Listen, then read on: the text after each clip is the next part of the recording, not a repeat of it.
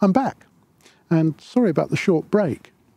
And I'm back with the first ever video I've uploaded in HDR. Why now? Well, I must admit, when it comes to cameras, I'm a bit of a minimalist. I like to keep things simple, light.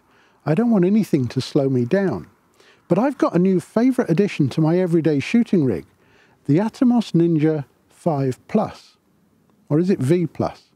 If it's V, it probably stands for versatile, because this is now the most versatile piece of kit in my everyday carry. It's even changed the way I think about HDR. Let me explain.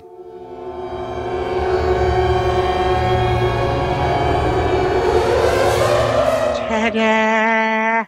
I'm not going to bore you with all of the reasons why I haven't uploaded any videos for the last few months, but I do promise I'll put more effort into making videos more regularly from now on. Now, if you're watching in SDR and this picture looks all washed out and a little bit rubbish, it means I've got a setting wrong, or I've missed some metadata, and so I should really apologise for that as well.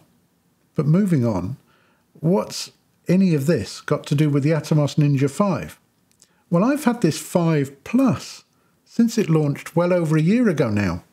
And let's be honest, there can't be many video creators who haven't already heard of the Ninja V. The original sort of became the industry standard small field recorder, probably because it brought us all 10-bit recording at a time when most affordable cameras could only record 8-bit. So when I first got this Ninja V Plus, I genuinely didn't know what to say. It works well, and it does exactly what it says on the tin, but that doesn't make for much of an interesting YouTube video. I'm guessing you've heard it all before. But after a year of using this Ninja, I'm starting to realise what the story is. This little thing has taken me on a bit of a journey. It's encouraged me to learn new stuff, appreciate HDR, and squeeze every little nit out of my cameras. It's taken me a whole year to realise why I hate going on shoots without it. So this video is about what took me so long. And let's start with the monitor. And this Ninja V Plus screen looks exactly the same as the original Ninja V screen, which is not a bad thing. It's a very good screen. 5.2 inches, 1080 resolution, which gives you more than 400 pixels per inch. And it has the appearance of a 10-bit display because it uses that 8+2 FRC trick, that's frame rate control, where it flashes some of the pixels with alternating colours so very fast it gives the appearance of greater bit depth. And it works very well. Best of all, it's bright, 1000 nits, which is almost too bright if you're shooting SDR pictures, but it's great outdoors, even in the sun. This brightness provides over 10 stops of HDR range, and that's a massive help if you're using cameras that shoot log or RAW. And to help you nail those images, it's got all the features you'd expect of a quality monitor. So you've got your picture zoom, all adjustable, and very useful. Waveform, all of these things you can adjust the brightness, the size, the position. It's all very, very flexible. RGB parade, vector scopes. Again, you can adjust the size and the brightness. You've got your peaking, change the color, change the size, change the brightness. Everything's really flexible.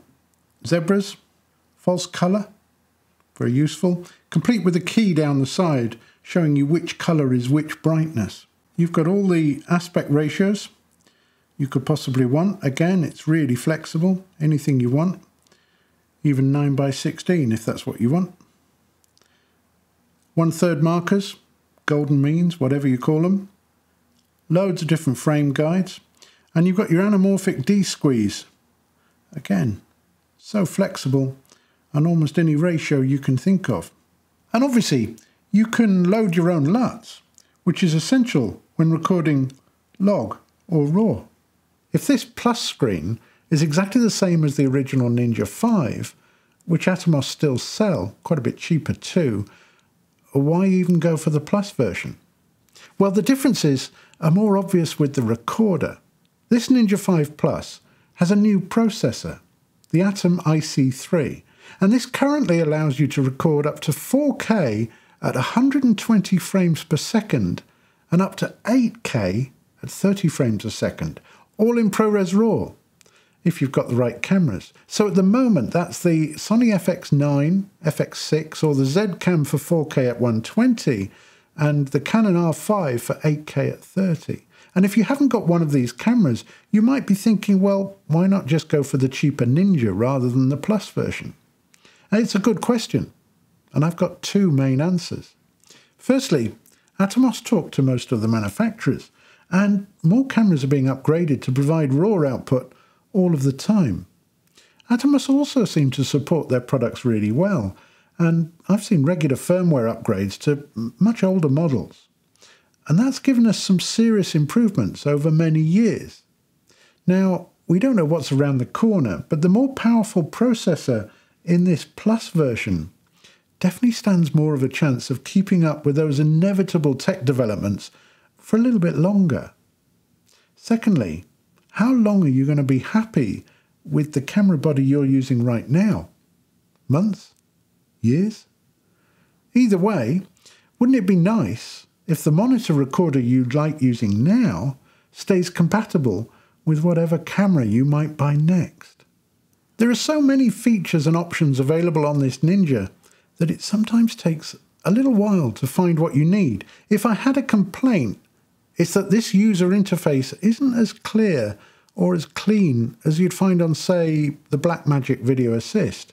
It's good, and everything you need is there. It just takes a little longer to learn it.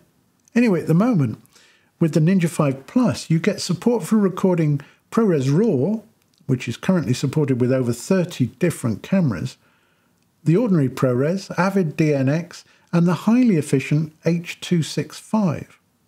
I was interested in normal ProRes, but not just for picture quality. Sometimes being able to record in ProRes is useful on jobs which just might have a very fast turnaround. Jobs where the editor doesn't even have time to transcode before editing and streaming to an almost live production. It's also useful for when you need dual record backup on those unrepeatable shoots where the director always needs to rush away with your cards and you're left all on your own, packing everything away in the middle of rush hour. Anyway, so the Ninja is a highly capable and flexible recorder that uses relatively cheap SSDs. But these reasons alone are not what turned me away from kit minimalism. My Ninja V Plus came as part of the Pro kit, which adds this XDI expansion module so I can use it with my FX9.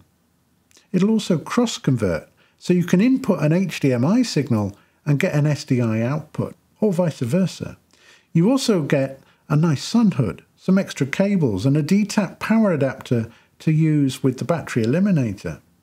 As well as the SDI module, there's X-Sync module, which gives you timecode, sync, and wireless control, or the new Connect module for 12G SDI input, social streaming to things like YouTube and Twitch, or possibly serving direct-to-cloud services. You can even sync multiple cameras, just using Wi-Fi with something called Air Glue. All very clever, and all in one box. My particular favourite is this Cast module. This gives you 4 more HDMI inputs, 2 HDMI outputs, multi-view, and a USB-C webcam output for streaming to anywhere. So now my little Ninja V is a full-blown 4-channel switcher with soft buttons, or a multi-view with touchscreen control if you prefer. You can control audio, graphics, even picture-in-picture before streaming and of course recording your multi-camera output.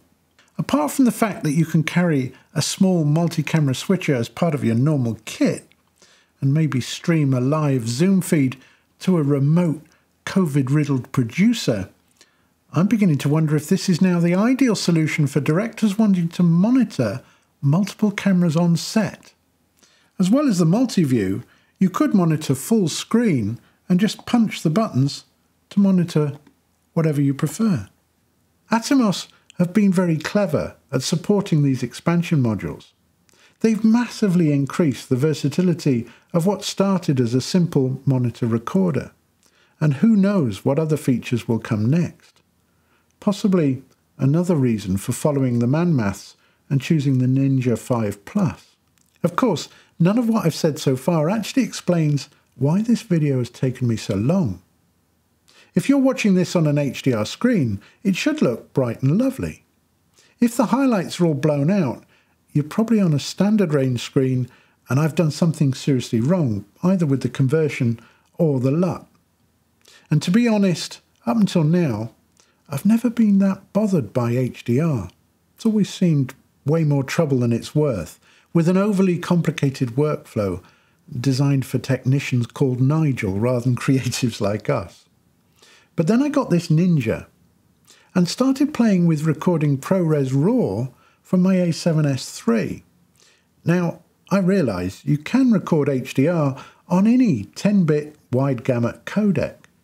An S-Log3 recorded internally as XAVC on my A7S3 is perfectly okay. But I was never 100% confident because the camera doesn't have an HDR screen. It also never felt as though the picture control I had in the grade was worth the hassle and the pain of that HDR workflow. This Ninja has totally changed my mind. The ability to monitor with an HDR picture and know exactly how far you can push it, and the flexibility of grading log in 12-bit ProRes RAW has been a revelation to me. This feels like a much bigger step than when we switched from 10-bit to 8-bit. I've been out shooting RAW with my A7S3 and Mark's FX6 on grey days with bright skies. But the amount of adjustment that 12-bit gives you in post, not just with brightness but colour as well, feels limitless. Like it's off the charts. Excuse the pun. But of course, if you're watching on an SDR screen, this won't help you. But once you've switched and tried HDR, you won't want to go back to SDR. Now I realise that some of you are probably laughing at me because I'm so late to the HDR party. And I'm not going to claim that this is the best looking video I've ever produced because I'm no colour grading expert. But you don't stand a chance if you haven't got bucketfuls of data and an HDR screen.